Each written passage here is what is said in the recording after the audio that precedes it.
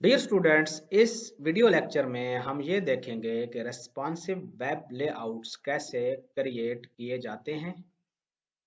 इसी सिलसिले की सबसे अहम कड़ी CSS मीडिया क्यूरीज का टॉपिक है।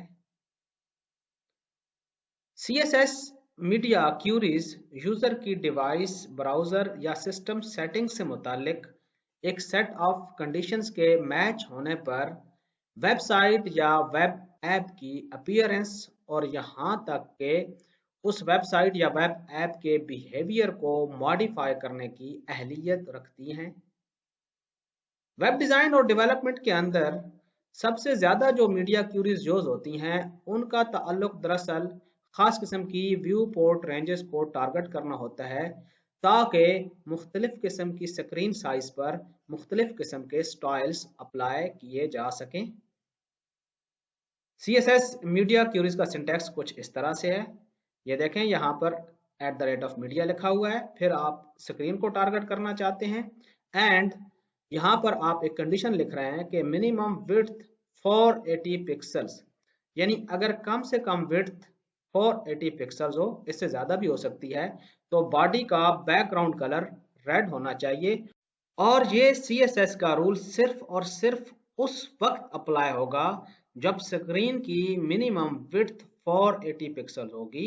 इससे कम पर ये वाला रूल अप्लाई नहीं होगा।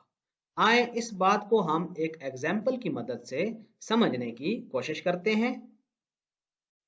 ये हमारे सामने एक वेब पेज है जिसमें हमने कुछ CSS के रूल्स लिखे हुए हैं। यहाँ पर हमने टाइप सिलेक्टर या टैग सिलेक्टर की मदद से ये रूल लिखा है कि बॉडी का बैकग्राउंड कलर रेड होगा।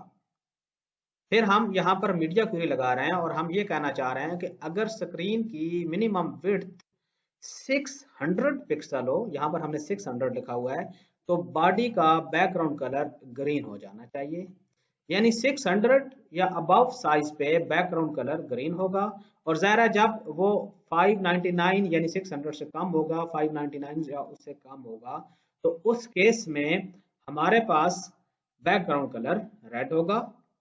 इस पेज को हम रन करके देखते हैं और फिर ब्राउजर की विंडो को रिसाइज करके आपको इफेक्ट्स नजर आएंगे कि जब 600 पिक्सल से कम स्क्रीन का साइज होगा तो ऑटोमेटिकली बैकग्राउंड कलर ग्रीन हो जाएगा, अदरवाइज बैकग्राउंड कलर रेड होगा। ये हम इस पेज को रन करते हैं। ये देखें, इसका कलर ग्रीन है। अब हम इसको रिसाइज करते हैं और ये देखें, अब हमारे पास ये जो डिस्प्ले एबल एरिया है यानी व्यू पोर्ट है जिसपे HTML की जो आउटपुट आ रही है पेज की वो शो हो रही है, वो 600 पिक्सल से कम है। तो उस केस में इसका जो बैकग्राउंड कलर है वो रेड हो गया है। हम इसको रिसाइज कर सकते हैं। ये देखें, अभी भी रेड है। अब जो ही ये 600 पिक्सल से ऊपर होता है तो इसका बैकग्राउंड कलर ग्रीन हो जाता है, और जो ही ये 599 या उससे कम पिक्सल स्क्रीन साइज होता है इसका, तो आप देख रहे हैं ऑटोमेटिकली कलर रेड हो जाता है। और ये मीडिया क्यूरी का मैजिक है। डियर स्टूडेंट्स, अब हम ये देखेंगे कि रेस्पॉन्सिव लेआउट्स कैसे डेवलप होते हैं।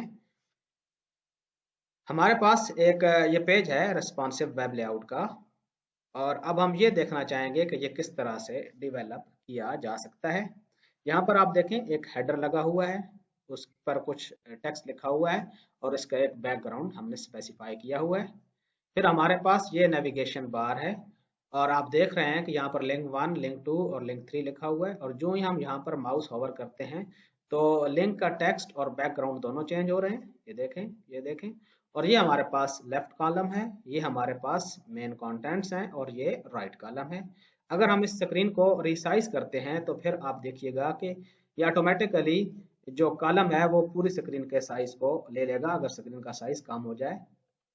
ये देखें, अब इसकी विड्थ 100% हो गई है। और यहाँ पर भी आप देख सकते हैं कि इसकी विड्थ भी 100% है और इसकी विड्थ भी 100% है। अब ये सारा काम किस तरह से हो रहा है? ज़ाहिर है अभी अभी हमने जो मीडिया क्यूरी का टॉपिक पढ़ा हुआ है उसकी मदद से हम इसके लेआउट को रेस्पॉन्सिव बना रहे हैं। और ये हमने कुछ जो है वो होवर की क्लासेस यूज़ की हुई हैं, जैसे कि आपको पता है, हम ऑलरेडी उसको भी डिस्कस कर चुके हैं। इसका हम सोर्स कोड देख लेते हैं। Open with notepad. यहाँ पर आप देखें तो ये चीज़ हमने तमाम जो एलिमेंट्स हैं उनकी बॉक्स साइजिंग बॉर्डर बॉक्स की हुई है। इसके मुतालिक भी ऑलरेडी मैंने वीडियो में आपको बताया हुआ है कि बॉक्स साइजिंग बॉर्डर बॉक्स का बिहेवियर क्या होता है। अगर आपको इसका नहीं इल्म तो आप इसको टॉपिक को दोबारा से रिवाइज कर सकते हैं।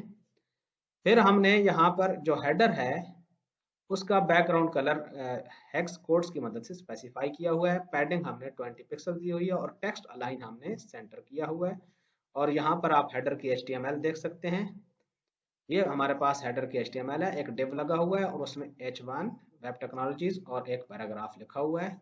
और यहाँ पर भी आप वेरीफाई कर सकते हैं, ये आपका हेडर है और इसमें टेक्स्ट अलाइन सेंटर है। ये H1 है और ये उसमें पैराग्राफ है। हेडर के फौरन बाद आप देख सकते हैं कि आपके पास एक डिव क्लास है टॉप नेविगेशन के मुतालिक और उसमें 3 लिंक्स लगे हुए हैं। ये आप इसके देख सकते हैं, ये हमारे पास इसकी बात हो रही है।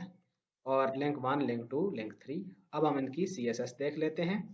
टॉप नेव की क्लास ज़ाहिर डॉट के साथ उसका जो है वो CSS रूल्स रखे गए होंगे, ये देखें। और इसमें हम ये कहना चाह रहे हैं कि टॉप नेव में ओवरफ्लो हिडन होगा और इसका बैकग्राउंड कलर ये हमने हेक्स कोड्स की मदद से स्पेसिफाई किया हुआ है। फिर यहाँ पर हमने लिखा है कि टॉप नेव में जो भी ए के टैग्स होंगे, एंकर के टैग्स होंगे, उनका डिस्प्ले ब्लॉक होगा। वैसे तो ये इनलाइन इनका डिस्प्ले होता है बिहेवियर जो है HTML में। फिर फ्लोट लेफ्ट होंगे, ज़ाहिर हम चाहते हैं कि ये तीनों एक ही लाइन पे डिस्प्ले हों। उसके बाद इसका कलर हमने स्पेसिफाई किया हुआ है। फिर टेक्स्ट अलाइन सेंटर है, कुछ पैडिंग दी हुई है और टेक्स्ट डेकोरेशन NONE यानी नॉन, यानी इनके वैसे तो आप देख सकते हैं कि एंकर के टैग का कलर जो टेक्स्ट का कलर होता है वो ब्लू होता है और वो अंडरलाइन होता है। तो यहाँ पर हमने टेक्स्ट डेकोरेशन में NONE लिख दिए है। तो अब इसका कलर ना ब्लू है इनका, ना इनके नीचे कोई लाइन आ रही है। फिर हमने जो है होवर पर कलर चेंज करने के लिए कुछ CSS लिखी हुई है। देखें यहाँ पर टॉप नेव, फिर स्पेस, फिर ए होवर, यानी हम CSS कम्बिनेटर्स को भी यूज कर रहे हैं। ये डिसेंडेंट कम्बिनेटर्स कहलाता है स्पेस का। तो हम ये कह रहे हैं कि टॉप नेव की क्लास जहाँ पर यूज हुई है उसके डिसेंडेंट्स में जो जो भी एंकर के टैग्स हैं, ज़ाहिर है यही 3 जो है वो एंकर के टैग्स हैं, उन पर होवर करने से बैकग्राउंड कलर ये हो जाए जो कि हमने एक्स कोड में स्पेसिफाई किया हुआ है, और जो टेक्स्ट का कलर है वो ब्लैक हो जाए। ये आप देख सकते हैं, जो ही हम यहाँ पर गए देखें टेक्स्ट का कलर ब्लैक हो गया और बैकग्राउंड कलर भी इसका चेंज हो गया। इसी तरह हमने कुछ कॉलम्स के मुतालिक वो जो है CSS लिखी हुई है। देखें जहाँ पर कॉलम की क्लास हमने अप्लाई की हुई है, जैसे कि हमारे पास यहाँ पर कॉलम की क्लास अप्लाई हुई पड़ी है और इसकी CSS आप देख लें। इसकी CSS में हमने ये लिखा है कि ये फ्लोट लेफ्ट होंगे, इनकी विड्थ 33.33% होगी यानी स्क्रीन का तीसरा हिस्सा, और पैडिंग है 15 पिक्सल्स। यहाँ पर आप देख सकते हैं ये स्क्रीन का 33% कवर कर रहे हैं तीनों कॉलम्स 1/3। उसके बाद हमने मीडिया क्यूरी लिखी हुई है इसको रेस्पॉन्सिव बनाने के लिए। और यहाँ पर आप देखें कि जब भी स्क्रीन का जो साइज है वो मैक्सिमम विड्थ 600 पिक्सल हो तो इसके कॉलम की विड्थ 100% हो जानी चाहिए। यानी 600 पिक्सल या उससे कम के केस में कॉलम पूरी जो है वो विड्थ को कवर कर लेगा। अदरवाइज ये इसका वो डिफॉल्ट जो हमने लिखा हुआ है वो विड्थ 33% है। ये परसेंटेज में हमने विड्थ स्पेसिफाई की हुई है। और जब भी मीडिया स्क्रीन जिस पर हमारा ये वेब ऐप चल रही है वो स्क्रीन साइज अगर 600 पिक्सल या उससे कम हो, यहाँ पर हमने मैक्स विड्थ लिखा हुआ है, तो इस केस में उसकी कॉलम की विड्थ 100% हो जाएगी। और अब आप यहाँ पर देख भी सकते हैं कि जो ही हम इसका साइज 600 पिक्सल पे या उससे कम पे ले आते हैं तो ये देखें ये जो कॉलम्स हैं इनका जो विड्थ है वो 100% हो जाती है, ये देखें। और ये आप अब इसको रिसाइज करना देखें, ये सारा इसी तरह से रहेगा। और अगर आप इसको जो है वो विड्थ को बढ़ाते जाएंगे यहाँ तक ये 600 से ऊपर हो गई तो अब ये इनको 1/3 ऑफ स्क्रीन असाइन हो जाएगा। 1/3 क्यों असाइन हो रहा है? क्योंकि हमने जो विड्थ है वो परसेंटेज में स्पेसिफाई की हुई है। मुझे उम्मीद है कि अगर आपको अब रेस्पॉन्सिव लेआउट्स डेवलप करना पड़ जाएं तो ये आपके लिए मुश्किल नहीं होगा। अब अगर आप चाहें तो हमने पिछले लेक्चर में जिस लेआउट को डिस्कस किया था, ये जो बेसिक लेआउट था हमारे पास,